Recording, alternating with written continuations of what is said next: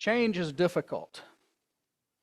Anytime we face a change, whether it be big or small, we don't really like to go through with it. You know, it's been said that everyone wants change, but no one really wants to change. I was reading here not too long ago about an example of that. A couple of authors, Eric Geiger and Kevin Peck, give it a really great example of the difficulty of change, where they write that change is extremely difficult. One of the most vivid and striking examples of this reality is the inability of heart patients to change when confronted with reality. Roughly 600,000 people each year have heart bypass in the United States. They're told they must change their eating habits or exercise or several other things as well. And the case for change is so compelling that they're literally told that their life depends on it. Yet, despite the clear instructions and the painful reality, 90% do not change. Change is very difficult for people. Like I said, everyone wants for change to happen, but none of us wants to be the one who actually has to go through the difficult work of making the change ourselves. We want everyone else around us to change so that the results can get better, but don't ask me to change. As we continue to look at examples of faith, this next section that was just read for us in Hebrews chapter 11 is a little bit different. All the way through so far, we've been looking at by faith, and the Hebrew writer has told us what someone has done. And then he gets to this, and he says time would fail, and he just starts to list off these others. And one of them that he lists there is Gideon, of one who demonstrated great faith. And looking at that list, I thought, you know, it's worth taking a look at the faith of Gideon, because he did some incredible things. Now, as we look at the background of this particular account, we're looking at Gideon and his faith to fight. And he fought in several different ways that we're going to look at this morning.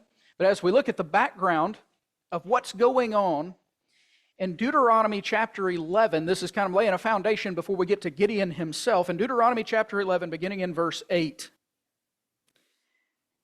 "You shall therefore keep every commandment which I am commanding you today, so that you may be strong and go in and possess the land to which you are about to cross to possess it, so that you may prolong your days in the land to which the Lord swore to your fathers to give them and to their descendants, a land flowing with milk and honey. For the land into which you are entering to possess it is not like the land of Egypt from which you came, where you used to sow your seed and water it with your foot like a vegetable garden. But the land into which you are about to cross to possess it, a land of hills and valleys, drinks water from the rain of heaven, a land for which the Lord your God cares. The eyes of the Lord your God are always on it, from the beginning even to the end of the year. It shall come about that if you listen obediently to my commandments, which I am commanding you today, to love the Lord your God, to serve him with all your heart, with all your soul, that he will give you the rain for the land in its season, the early and the late rain, that you may gather in grain and your new wine and your oil, and he will give you grass in your fields for your cattle, and you will eat and be satisfied. Beware that your hearts are not deceived, and that you do not turn away and serve other gods and worship them, or the anger of the Lord will be kindled against you. And he will shut up the heavens so that there will be no rain, and the ground will not yield its fruit, and you will perish quickly from the good land which the Lord is giving you." And so in the book of Deuteronomy, as the law, the instructions of God are being given to this next generation that are going to go into the promised land, they're told there in this section some very key and important truths. Notice specifically verse 8, keep every commandment. Verse 13, it will come about if you listen obediently. God tells them specifically, I want you to listen and I want you to do what I tell you. If you do this, you're going to be blessed. You're going to have everything you need. You're going to have peace. You're going to have all the food that you need, all the water you need. Everything will be provided if you'll obey. But notice also verse 16, he said, however, beware that your hearts are not deceived and you don't turn away to serve other gods and worship them. He tells them exactly what to do, and he tells them exactly what not to do. Because if you do these things, you'll be blessed. But if you do this, God's going to be angry. And it's not going to go so well. He gives them very clear instructions. And as we work our way into the book of Judges, we find that they were doing the very things God commanded them not to do. And they were neglecting the very things that He told them to do. We see them doing the exact opposite of what God commanded. If you go over to Judges chapter 2, as we work our way in a little bit closer to the individual that we're going to be spending most of our time on in just a moment. In Judges chapter 2, after they've gone in to possess the land, you remember, under the leadership of Joshua, they went in by faith and they conquered the land. They took the land. Towards the end of Joshua, it says that they got all of the land. God gave them every bit of what He had promised. And then in Judges 2, beginning in verse 6, when Joshua dismissed the people, the sons of Israel went to his inheritance to possess the land. And the people served the Lord all the days of Joshua and all the days of the elders who survived Joshua, who had seen all the great work of the Lord, which He had done for Israel. And so they went in by faith, and it says as long as this leadership was there who knew God, they were faithful. They kept on serving the Lord, however. And Joshua the son of Nun, a servant of the Lord, died at the age of 110. And they buried him in his territory, or the territory of his inheritance, in the hill country of Ephraim, north of Mount Gash. All that generation were gathered to their fathers, and there arose another generation after them who did not know the Lord, nor yet the work which He had done for Israel. A new generation came up that didn't have a relationship with God. They've not seen what He's done. And inasmuch as God had told them, you train the next generation, you teach them my commandments, it appears that that was not obeyed. This next generation doesn't know God, and what we see throughout the book of Judges is a cycle. Verse 11, then the sons of Israel did evil in the sight of the Lord and served the Baals. They forsook the Lord, the God of their fathers, who had brought them out of the land of Egypt, and followed other gods from among the gods of the peoples who were around them, and bowed themselves down to them. Thus they provoked the Lord to anger.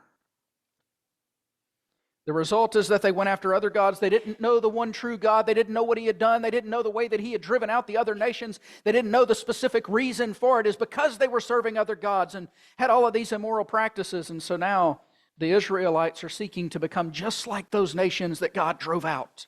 They went and they served the Baals. In the book of Judges, as I mentioned, is cyclical. You see this playing out again and again and again. The people of God forsake God and they go serve other gods. And so the Lord allows a foreign nation to come in to judge them, to oppress them. And they cry out to God, oh Lord, this is too much, this is too hard. So God sends a judge to deliver them. And while that judge who is guiding them is around, they turn back to God and they serve Him. But then that judge disappears from the scene, and you see the cycle repeat itself. And then again, the sons of Israel, the children of Israel, did evil in the sight of the Lord, and they went after other gods. And it continues again and again and again. And so in order for us to understand, as we're looking this morning at people who lived by faith, for us to understand why the Hebrew writer would talk about Gideon, we have to understand the context into which Gideon comes on the scene. And it's within the book of Judges where Gideon shows up, where he has the faith, as we mentioned, the faith to fight. And he fights in several situations. The book of Judges tells us all about that, but he fought as one of those judges to deliver the Israelites. But he had to do a whole lot more than simply fight against a foreign army. Because you see, God's first command to Gideon was not, I want you to gather an army and go fight the Midianites and get rid of the oppressors. He sends Gideon after the root of the problem. He says, I want you to fight against the false religion. Because you see, before the problem can be solved, if you ask the Israelites at that time, what's the problem? They're going to say it's these Midianites who are coming in here and treating us terribly. That's really a symptom of the problem. That's what God has allowed to happen because of the real problem. And so Gideon is told first, You got to take care of the root. You got to take care of the real problem. You ever had to confront someone that you love, that you care about? It's a difficult situation. And that's exactly what Gideon is told to do. Judges chapter 6. After God has called Gideon, and we'll come back in a moment, or in a few minutes, and we'll take a look at some aspects of God calling Gideon. But after God has called Gideon and has told him, you're going to be the next deliverer, God gives him the first assignment. And it doesn't have anything to do with an army to fight the Midianites. In Judges 6, beginning in verse 25, it says, on the same night the Lord said to him, take your father's bull and a second bull, 7 years old, and pull down the altar of Baal which belongs to your father, and cut down the Asherah that is beside it. The first assignment, he says, you're going to remove the idolatry from your father's house and from that city. You're going to get rid of the very reason that you're being oppressed to begin with. Verse 26, he says, and build an altar to the Lord your God on top of this stronghold in an orderly manner. And take a second bull and offer a burnt offering with the wood of the Asherah, which you shall cut down. He says, remove the idolatry, and furthermore, build an altar to the one true God. Get rid of the false religion and restore true religion. Restore the truth, because that's the underlying problem. That's why the Midianites have come in to oppress anyway. God had allowed the Midianites to oppress because of this idolatry. And we see that back in verses 1 and 2. When the sons of Israel did what was evil in the sight of the Lord, and the Lord gave them into the hands of Midian 7 years. The power of Midian prevailed against Israel, because of Midian, the sons of Israel made for themselves the dens which were in the mountains and the caves and the strongholds. Because they had done evil. Because they had gone after other gods, and because they had all these practices that went along with idolatry that were immoral. Gideon was raised up as a judge to fight because there are oppressors, but he had to fight a battle at home before he could go fight the battle abroad. Before he could get rid of the oppressors, he had to get rid of the reason the oppressors were brought in to begin with. The battle had to start at home. It's where the battle today still has to take place, at home. We decry a society that's turned against the family, that's turned against the truth. If we want society to change, it has to start at home. And it's easy to say that generically, oh yeah, it's got to start in homes. If it is to change, it has to start in my home, in your home. We have to each look at the decisions that we're making in our homes, with our families, with our children. How are we raising them? How are we behaving? What decisions are we making in our home? That's where this has to start, and that's what God told Gideon. If we want God's word honored in our society, we have to honor it at home and teach our children to do the same first. We have to be ready to confront sin when it comes up. We have to be ready to confront sometimes those that are closest to us. If anyone is caught in a trespass, Paul said there, you who are spiritual, restore such a one in a spirit of gentleness, looking also to yourselves so that you too will not be tempted. We have to be ready to confront sin, and that starts in ourselves and in our own homes. The first battle that Gideon had to fight was with the people closest to him. It's only then could he go fight the Midianite army. Now that'd be something of a scary situation as we look at it. Judges chapter 8 and verse 10 tells us that they started off with 135,000 soldiers. That's the Midianites.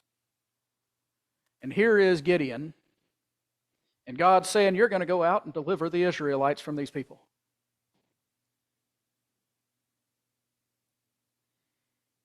And then even when Gideon started, his army was less than a quarter the size of the Midianites. Between 23 and 24% to be exact. Just 32,000. But then you get to chapter 7, at the beginning of chapter 7, and if the odds aren't, well, looking bad enough, Gideon, you've got 32,000, you got to go defeat this army of 135,000. God says to Gideon effectively, Gideon, you got too many men. I can't give you a victory with that many. I don't know about you, but I'd be tempted to ask God, Lord, what do you mean I've got less than a quarter of theirs? God says, I can't give you the victory with that many. And notice why God says that there in the text. It's because you would be proud of yourselves. You would boast in yourselves. Look what I've done. Look at the victory that I've won. Look at how mighty we are. God told Gideon, I can't win that battle. I can't give you the victory in that battle with that many people. The people you have with you, verse 2, are too many for me to give Midian into their hands, for Israel would surely become boastful, saying, my own power has delivered me. Therefore come and proclaim in the hearing of the people, saying, whoever's afraid and trembling, let him return and depart from Mount Gilead. So 22,000 people returned, but 10,000 remained. And so now Gideon's, now, Lord, I've got less than 10%. 10,000 versus 135,000. And from a worldly standpoint, the odds don't look too good. And God comes back and He has another message for Gideon, and it's not go to battle. It's not here's what your plan is. He says, you still got too many, Gideon. You got to send more of them home. And He narrows Gideon's army down to 300. And it goes back to the reason that He gave in verse 2. So that you can't boast, saying, look what I did. Because when God gives an army of 135,000 men into the hands of 300, it is very obvious whose power won that fight. It makes it to where no one but God can get the glory. Gideon, you and your men won't be able to say, look how good we are. This is all about giving God the glory and putting faith in Him to be able to win this battle. And over in Judges chapter 8, we learn that God indeed delivered Israel through Gideon and through his 300. So Gideon had to fight at home. He had to remove the idolatry. Then he had to go and he had to remove the oppressors. Once the idolatry is gone and true religion is restored, he removes the oppressors. This is the ones that Israel would have said, this is what the real problem is. But all the way through this account, there's something else that Gideon had to fight. And it stands in direct opposition to the idea of faith, which is what we're talking about in this series altogether. Remember, we started off in Hebrews 11. The Hebrew writer is talking about faith, and all through this account, we find there's something else present that Gideon had to fight again and again and again. We find him afraid on multiple occasions, afraid of what he has to do. It's a common theme throughout this entire account is fear. Now, it was different at different times. What he feared, who he feared. Judges chapter 6 and verse 2, we read earlier. Because of the Midianites, the sons of Israel made for themselves the dens that were in the mountains and the caves and the strongholds.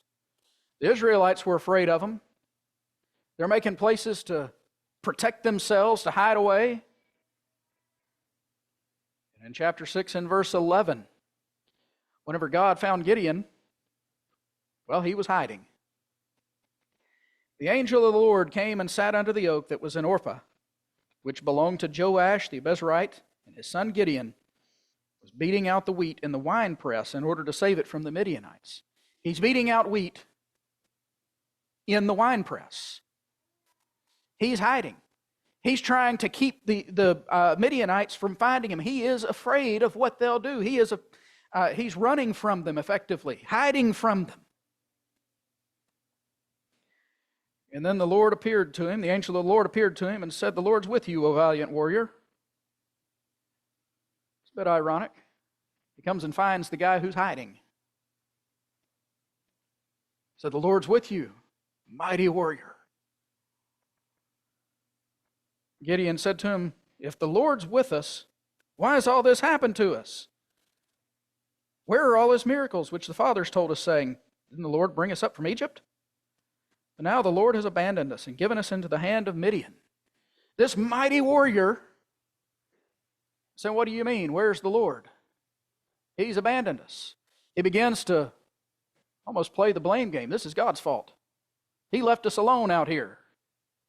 What a mighty warrior. The Lord looked at him and said, "Go in your strength and deliver Israel from the hand of Midian. Have I not sent you?" And Gideon goes on to argue with the Lord in that case, saying, "I am the least qualified."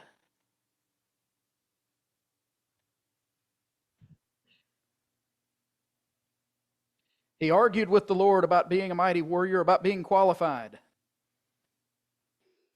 He's afraid. When God gave him that first assignment, before you go to the Midianites, you're going to have to go to your father's household. You're going to have to go tear down that altar to the Baals. Tear down the Asherah. Chapter 6 and verse 27. Gideon took 10 men of his servants and did as the Lord had spoken to him. Because he was too afraid of his father's household and the men of the city to do it by day, he did it by night. He was too afraid to confront them directly, but he still did it. And the Lord used him. And then when the Lord told him, "Okay, now it's time to go take care of the Midianites," Gideon said, "Well, I need a little more reassurance before I'm going to go out there." In verse 36, he said, "If you'll deliver Israel through me as you've spoken, I'll put a fleece of wool on the threshing floor. If the dew is on the fleece and it's dry on all the ground, then I'll know that you'll deliver Israel through me as you've spoken." And the next day it was so. Verse 39, then Gideon said to the Lord, "Don't let your anger burn against me, that I may speak once more. Please let me test once more with the fleece. Let it now be dry only on the fleece, and let there be dew on the ground." There's still some fear. The Lord gave him the reassurance that he needed. The Lord worked with Gideon in his fear. He knew that Gideon needed the courage. And even as he was getting ready, after he's marched out, after God has given him these signs, God knew that he needed reassurance. And in chapter 7, before they're getting ready with this 300 to go in this battle, God says, "I want you to go down into the camp of the Midianites." It came about that the Lord said to him, "Arise and go down against the camp, for I've given it into your hands. But if you are afraid to go down, go with Purah, your servant, down to the camp. And you will hear what they say, and afterward your hands will be strengthened, that you may go down against the camp." So he went with Purah, his servant, down to the outposts of the army that was in the camp. Now the Midianites and the Amalekites and all the sons of the east were lying in the valley, as numerous as locusts in their camels, without number, as numerous as the sand on the seashore. And when Gideon came, behold, a man was relating a dream to his friend. He said, "Behold, I had a dream. A loaf of barley bread was tumbling into the camp of Midian, and it came to a tent and struck it so that it fell, and it turned upside down, and it lay flat." His friend replied, "This is nothing less than the sword of Gideon, the son of Joash, a man of Israel. God has given Midian into the camp and all the camp into his hand." God sent Gideon and his servant down into the camp to reassure him, to let him know, to hear not from God's mouth, but from the mouth of the enemies, that he was indeed going to have victory. Again and again and again, Gideon had to face fear. He was afraid, but he tore down the altar to Baal. He was afraid, but he marched out to go to battle. He was afraid, and he chose to face it.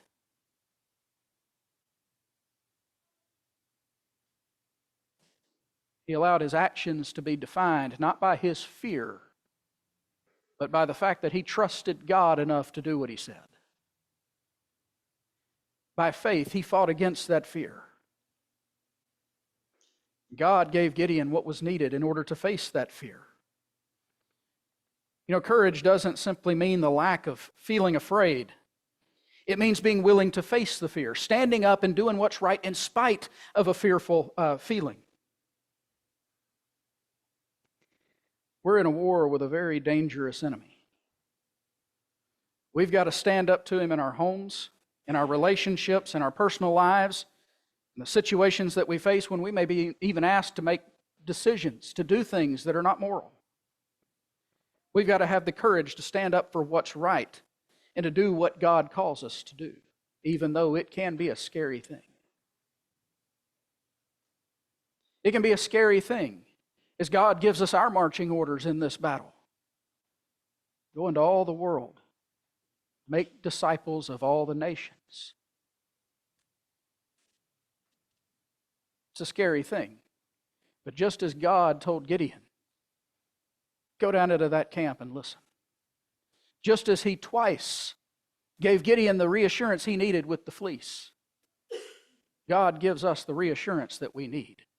Because in giving us the command to go into battle, Jesus said, I am with you always. You don't go alone.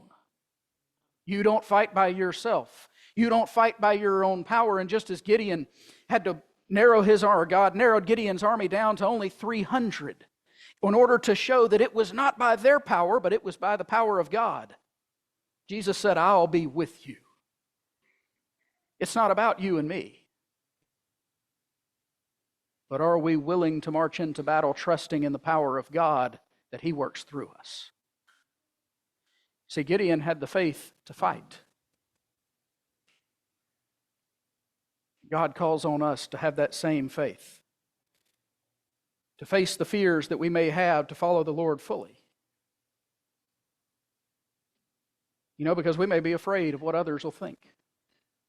What are they going to think if I obey the gospel? What will my friends think if I confess a sin or choose to change the way that I live? We might fear what our relationships, or how our relationships may turn out, how they may change if we choose to behave differently. We have to face our fear of making those kinds of changes. Just as Gideon faced his fear, by the power of God, marched out and defeated Israel's enemies. We have to be willing to face the fears that we have. Because if we're being honest, we all get afraid sometimes. But as we fight against our enemy, as we strive to fight on behalf of God, we strive to fight along with him. Jesus said, I am with you. We're going to sing an invitation song in just a moment. You have the opportunity, if you've been living more in fear than by faith, you have the opportunity to make a change this morning. You have the family of God, you have the people of God around you. We'd be glad to encourage you, to pray for you, to help you however we can. Or if this morning maybe you've been contemplating becoming a child of God. You know, that's a scary thing. It means I've got to make some changes.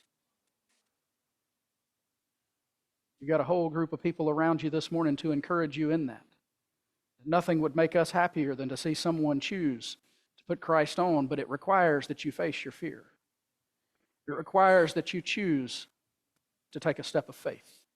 You have the opportunity this morning to become a child of God if by faith you'll choose to turn away from sin and be united with him in the waters of baptism. If we can assist you in some way, we invite you to come right now while we stand and sing.